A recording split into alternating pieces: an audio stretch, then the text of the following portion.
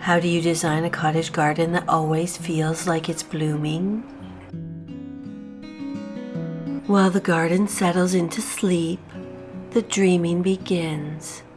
Late autumn is a quiet invitation, a time to look back on the year's blooms and imagine what beauty might return when the light does. This is when a spring garden truly begins, not in soil, but in thought, in sketches on paper, in a handful of saved seeds, in the wishful turning of a page in a seed catalog.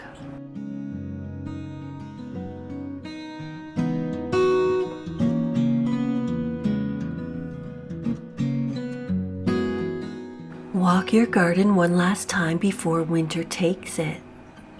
Notice the shapes that remain, the seed heads, the arches, the soft fall of faded stems. What thrived this year and what felt a little tired or out of place? Ask yourself, where do I want early color? Where might I add scent? Lilac by the gate or sweet peas near the window? And where would I create stillness? A seat tucked beneath a rose or a path winding toward the herbs? You're not designing for perfection. You're composing a feeling.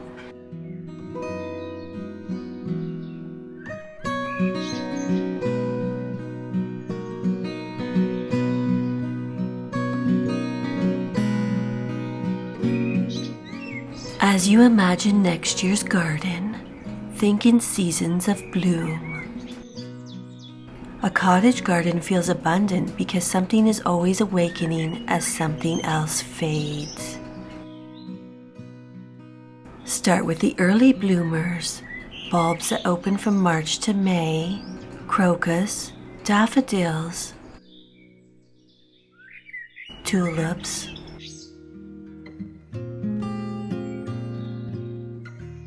muscari,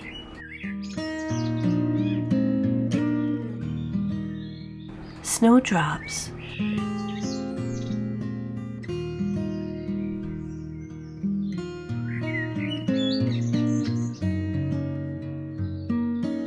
there are early blooming perennials such as hellebores, primroses,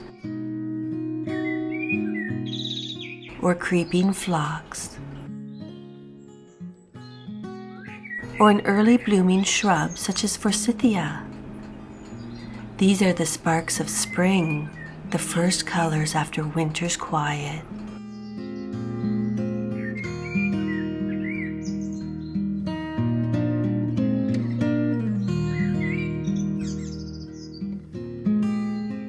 Next come the perennials, carrying the garden from May through August. Peonies, foxgloves, geraniums, delphiniums, columbine,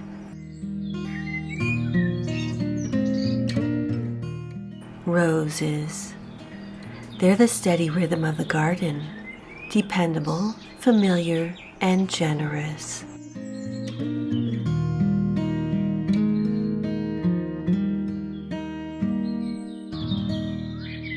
And then there are the self-sowing annuals, the wild charmers of summer, cosmos,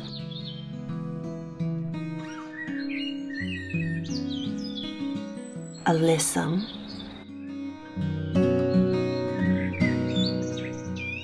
bachelor's buttons, poppies. They drift and wander, filling any gaps with effortless beauty. When you group your plants by bloom time, early, mid, and high summer, you create a garden that never feels empty, only ever becoming.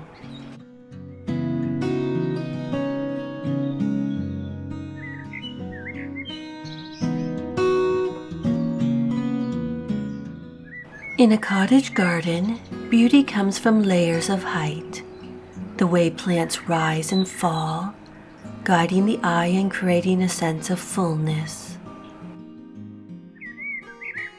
Start low, where the earth meets the light.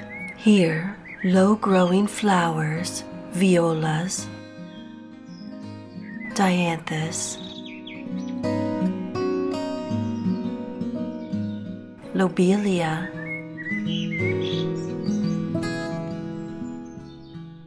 nasturtium, create a soft, welcoming base. They nestle along the edges in front of the beds, forming a tender foundation for everything that rises above.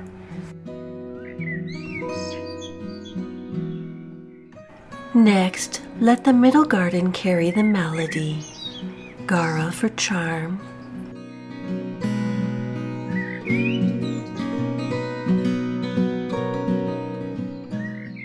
bee balm for pollinators, campanula for their bell-shaped grace,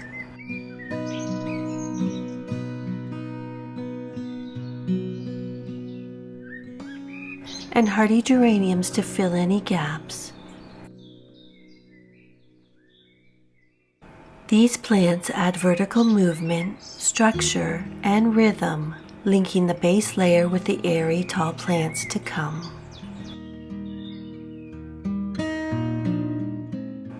Finally comes the top layer, the tallest, most graceful plants that sway above the others.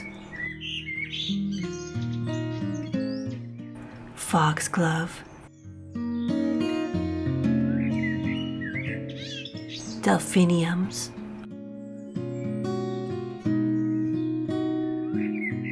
or hollyhocks, plants that rise and sway, catching light and movement. Their height adds a rhythm, guiding the eye upward while softening the edges of structure. By thinking in terms of height layers, every bed has depth and visual interest, even when blooms are still sparse. The garden feels complete, balanced, and inviting.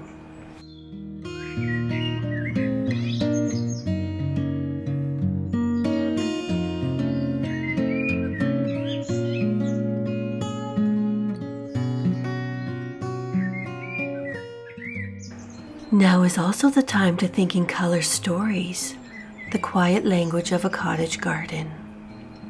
Choose a palette that feels like home to you, something you'll love in every kind of light.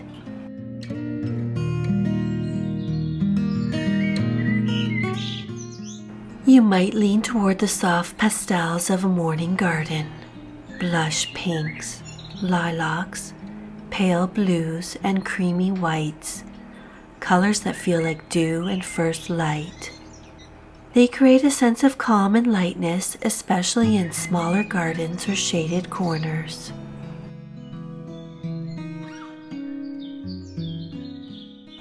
Freebies will be available outlining the information discussed.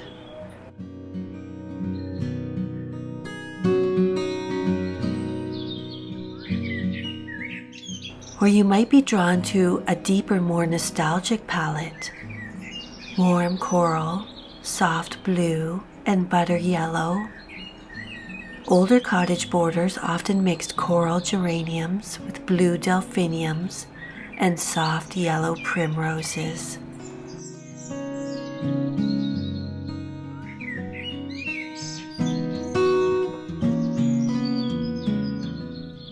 Whatever you choose, let your colors drift and repeat through the garden.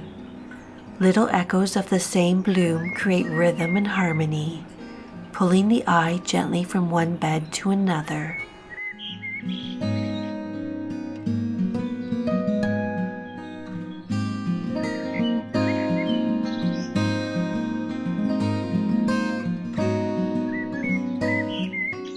In other videos, I linger over blooms by their colors, letting each shade tell its own story. You'll find links to these gentle journeys in the description. And don't forget fragrance, the invisible companion to color. Roses by the path, the scent of lavender on warm air, and sweet peas near a bench or window where their scent can drift indoors.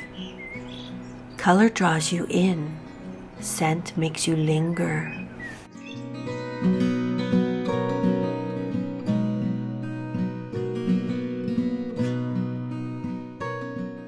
This is the tender balance of cottage gardening, part dreaming, part doing. Each task, no matter how small, is a gesture towards spring. So take your tea to the window, open your seed catalogs, and imagine what will bloom where snow now lies. Let your garden begin here, in quiet thought, in the deep contentment of planning beauty before it arrives. Because every thriving garden begins not with soil or seed, but with a gardener who takes the time to dream.